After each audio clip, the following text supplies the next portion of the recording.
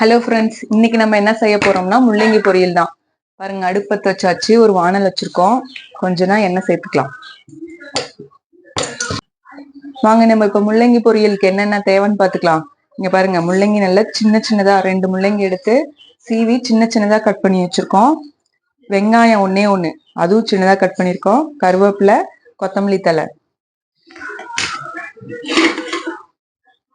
1/4 teaspoon மட்டும் மிளகாய் தூள்.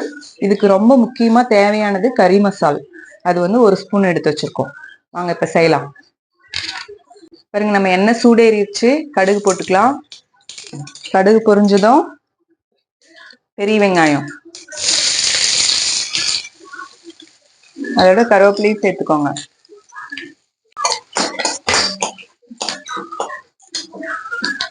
நம்ம இந்த ஆயில்ல முள்ளங்கியை சேர்த்து நல்லா வதக்கிக்கலாம்.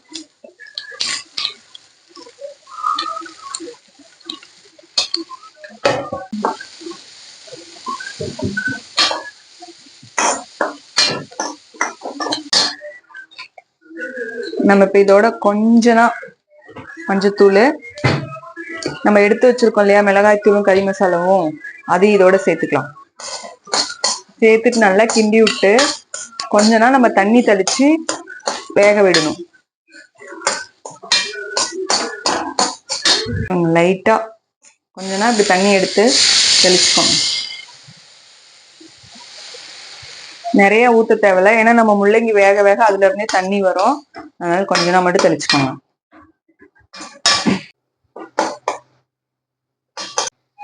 பாருங்க, நம்ம முள்ளங்கி நல்லா வெந்து வந்துட்டு இருக்கு. இப்ப இந்த சமயத்துல உப்பு சேர்த்துக்கோங்க. உப்பு நிறைய போட்டுறாதீங்க, பார்த்துட்டு போடுங்க.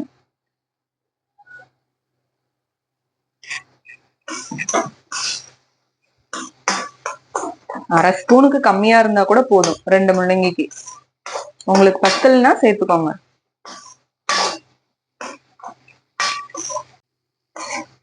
பாருங்க எப்படி நம்ம முள்ளங்கி நல்லா வெந்து வந்திருக்குன்னு பாருங்க.